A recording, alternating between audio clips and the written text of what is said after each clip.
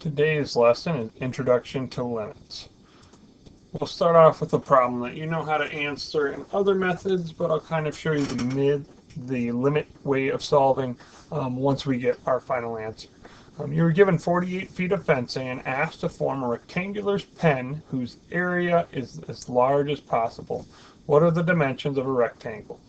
Now again, perimeter is 2 times the length plus 2 times the width of a rectangle, and that is going to be equal to 48. Area equals length times width, and this is what we're trying to make as large as possible or find the maximum value. So plugging in 48 equals 2 times length plus 2 times width, and now we're going to use that to solve for a variable. In this case, we're going to solve for w, so we're going to subtract 2l from each side, and then I kind of flip them around here. Minus 2l is gone, and then divide by 2 to find what w would equal. 48 divided by 2 is 24. 22l divided by 2 is L, and the minus comes with, so width is 24 minus L. So then we're going to plug that right back into here and call that f of L, right? Kind of a function of length for area that we're trying to solve. So the function of length equals length times 24 minus L. So now we only have one variable. 24L minus L squared is what it simplifies, and then our vertex method is you can either complete the square, or the general formula for vertex is negative b over 2a. So this is a is minus 1 because ax squared plus bx plus c, right? We have a bx minus a squared type look here, right? But plus a squared, I should say. And a is minus 1, so negative 2 times minus 1 is minus 2. Negative b is 24 opposite, so negative 24 over negative 2 is 12. So 12 will be our x value. Plug that in, it'll also be our length, ideal length, and it'll also be our ideal width. And then looking at this table, this is generally how we would do it. This is basically the limit of L times 24 minus L as L goes to 12. Right, we're looking, is that going to be our answer? As L gets closer to 12, 11.7, 11.8, 11.9, our area gets closer to the maximum. Same thing from the other side, right? What about above 12? 12.3, 12.2, 12.1, and this area goes down.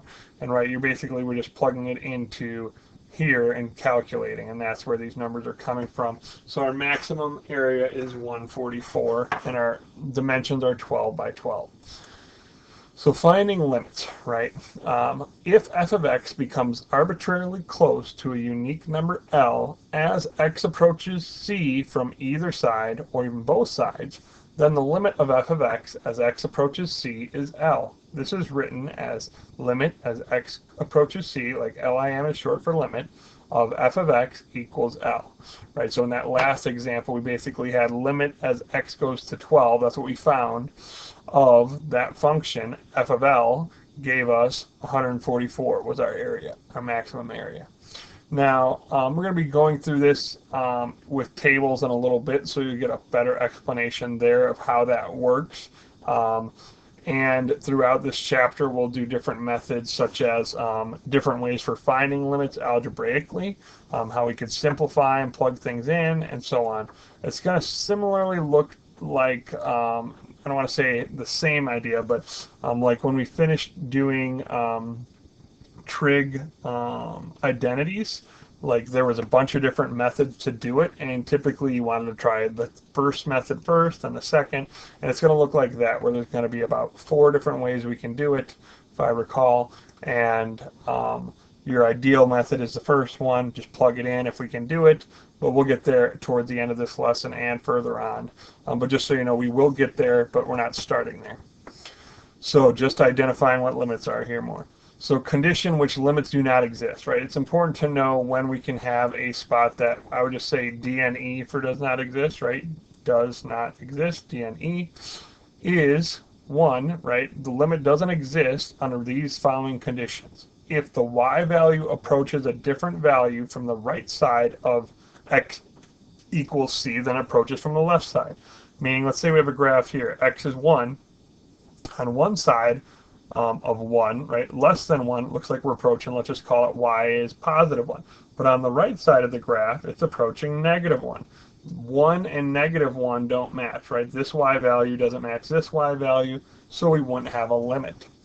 Number 2 is basically if it's an asymptote, right? If f of x increases or decreases without bound as x approaches c. So that is where one side's going up, one side's going down, right? And then 3, we'll have an example later that is a great example of 3 in part 2 of this lesson, but it's kind of too hard just to scribble in here. Basically, when you oscillate between two fixed values as we approach, right? Basically, it's rapidly going between these two values, so we don't have a solid number to say which value it is.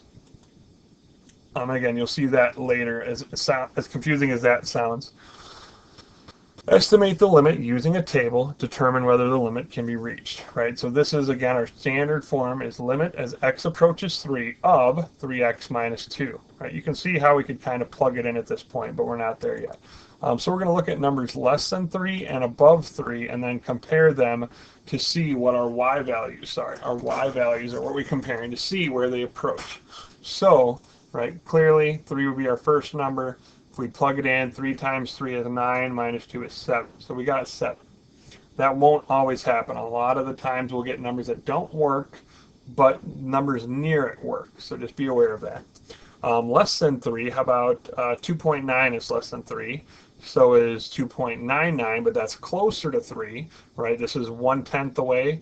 This is 1/100th away, and now 2.999 is 1,000. So we're getting closer and closer to 3 to see if our y values have a pattern. So looking at our y values here, we got 6.7, 6.97, and 6.997.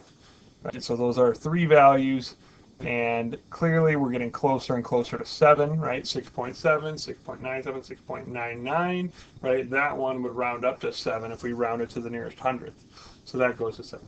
Now we need numbers greater than 3 to look at the right side. In this case, we've got 3.1, 3.01, and 3.001. Okay, so those numbers above 3, we're getting closer. 3.1 away, 0.01 away, hundredth, 0.001 away, thousandths. And we get 7.3, 7.03, and 7.003. So it's following the same pattern, but above. So these numbers are approaching 7 as we get closer to 3, right? And so the arrows are going in because this is getting closer to 3 when we go this way, and this is getting closer to 3. 3.1, 0.1 away, 0.01, like 1 penny away, 1/10 of a penny away, right? And so the y values are what we're comparing. These are the ones that are kind of set in stone. And so because both sides matched, because both sides match,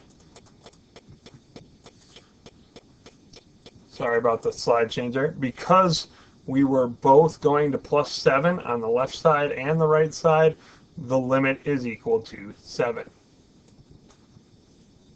On the next problem, we have limit as x goes to 0 of x over the square root of x plus 1, all minus 1.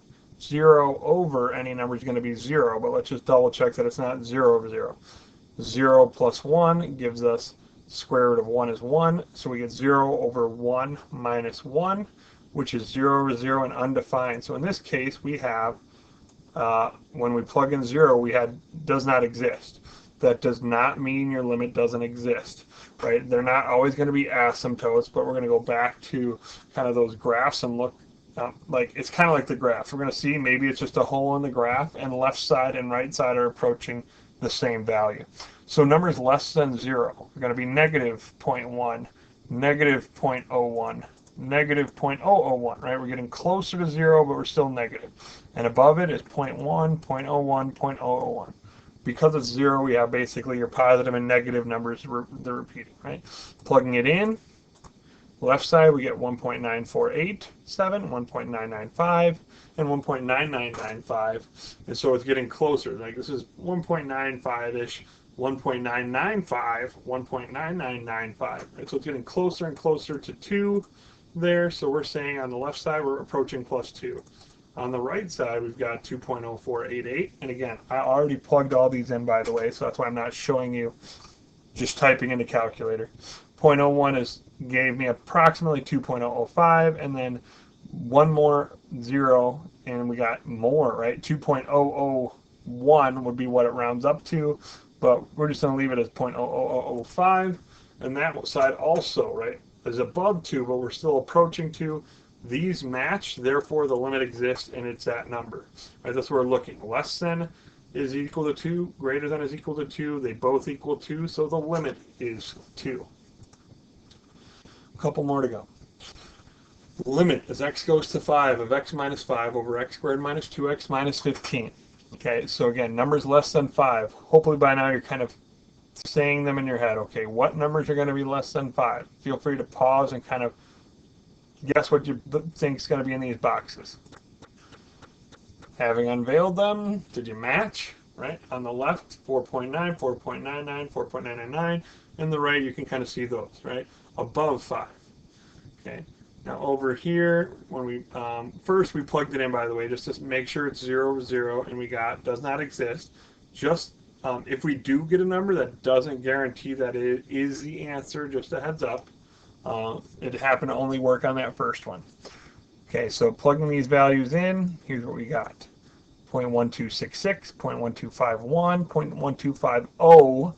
Right, just going to 4 decimals, so it's getting closer to 0.125. Okay. The right side, we're less than this time, 0.123, 0.1248, 0.1249. It's getting really close to 0.125, but we're below, right? So that's also approaching 0.125. And again, just to note, 0.125 is what? That is the same as 1/8. These match, so our limit is 0.125 or 1/8. Now, one last example, okay? Notice this time we have x goes to a negative number, so it is a little different. Less than -2, right? If you owe if you owe $2, what would be worse, right? Like less than is going to be worse, right? It'd be $2 and a cent, or one dime. Sorry, 2.1. Or to owe $2 and a cent, 1 penny, or $2 and 1/10 of a penny, right? So that's getting closer to 2 by making that cent kind of value, the decimal, less. And then above 2 is going to be, -2, pardon me, is going to be the 1.9s, right? So 1.9, 1.99, and 1.999, all negative, and then plugging them in. But a quick note this time, I forgot to unveil this.